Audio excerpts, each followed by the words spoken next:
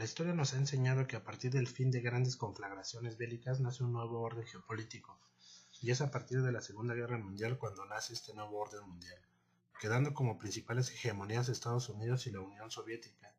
Es así como en la esfera internacional estas dos grandes naciones se disputan sus respectivos intereses económicos, estratégicos en la llamada Guerra Fría.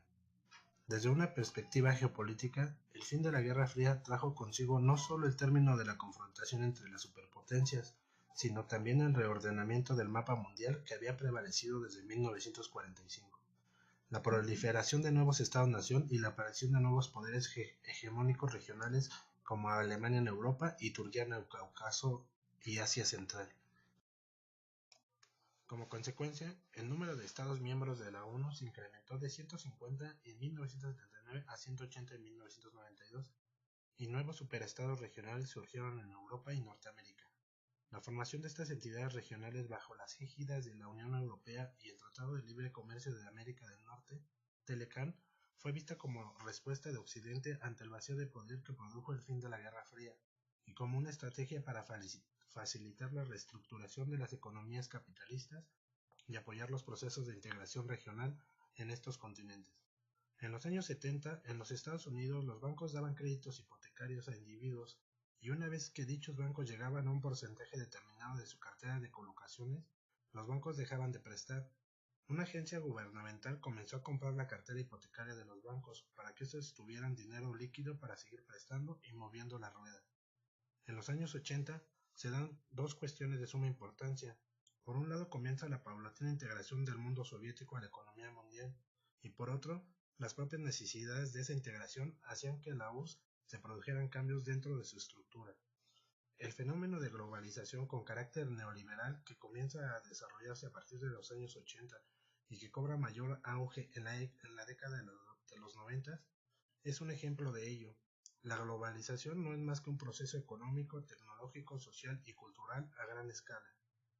Todo lo anterior vino a mermar el liderazgo económico de Estados Unidos en el mundo, al igual que lo hicieron recesiones anteriores. Una fue la que se produjo después de que Richard Nixon abolió en 1971 el patrón oro, instituido después de la Segunda Guerra Mundial. Otra fue la que se produjo tras la crisis mundial del petróleo que estalló en 1971.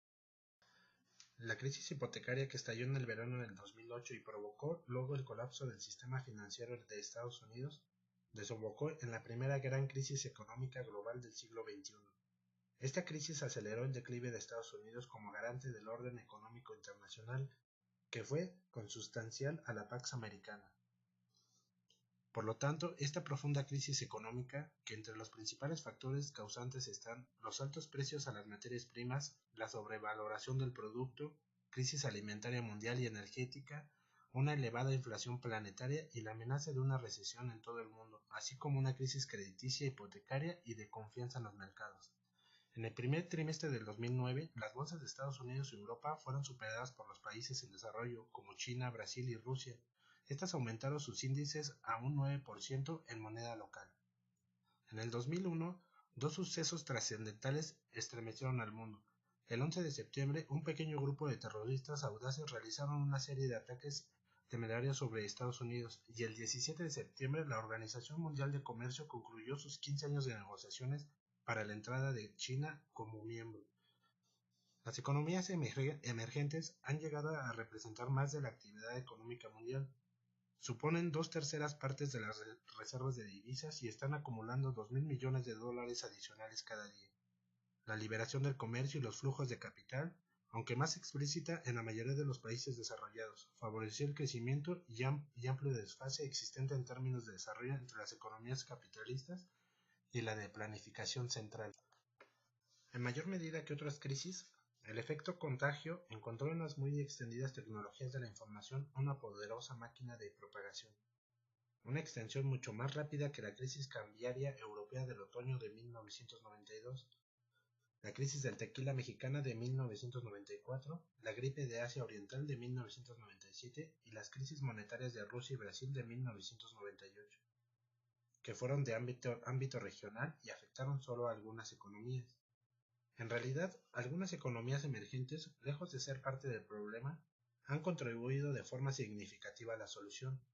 están siendo suministradoras netas de capitales de las economías avanzadas deficitarias de ahorro, a través de cuantiosos flujos de inversiones directas o de cartera, estas últimas mayoritariamente concretas en la adquisición de deuda pública. En el paralelo con el crecimiento extraordinario de las economías emergentes en el umbral del siglo XXI, nos encontramos con una señal adicional suficientemente clara de que la economía global está cambiando. Nuevas empresas multinacionales de países como Brasil, México, China, India, Egipto o Indonesia se está expandiendo por todo el mundo, no solo en industrias sino también en sectores de alta tecnología. Los principales factores que han impulsado este fenomenal crecimiento de la inversión de las multinacionales son diversos. Estas empresas invierten para asegurarse acceso al mercado, factores de producción y activos estratégicos de los que carecen, incluso marcas y tecnología. Muchas de ellas crecieron notablemente en el mercado interno y están ahora tratando de ampliar sus oportunidades de venta haciendo inversiones y adquisiciones nuevas en el extranjero. Durante la mayor parte del siglo XXI, India será la economía más grande en términos de población, China en términos de producción y Estados Unidos el país más rico de entre las principales economías en términos de renta per cápita. La gran interrogante de este análisis es hasta dónde va a ir Estados Unidos con Trump en este giro. Se va a implicar un giro importante que profundice pasos ya anunciados, como la revisión drástica del NAFTA, Tratado de Libre Comercio con México y Canadá, la no aprobación del TPP, Proyecto de Mercado Común de Estados Unidos con países del Asia-Pacífico, América Latina y Canadá para enfrentar a China. Hoy estos interrogantes son imposibles de responder, ya que con China le surge un rival geopolítico cuya talla, sumada al retorno de Rusia, pone a Estados Unidos cada vez más lejos del mundo unipolar gobernado desde Washington. Ilusión que en los años 90 se daba como un hecho. Y no se trata solo de China, también la India, que además de ser potencia nuclear, constituye otro peso pesado y un interrogante geopolítico. Finalmente, la naturaleza de la Rusia actual es también un tema de debate importante como el de China. Y en esto también varía mucho los puntos de vista que aparecen a la izquierda en general. Mientras algunos presentan a Rusia de Putin como un imperialismo cabal, el otro extremo se la describe como casi una inofensiva semicolonia, que hace todo lo que puede para defenderse de los pendencieros de la OTAN.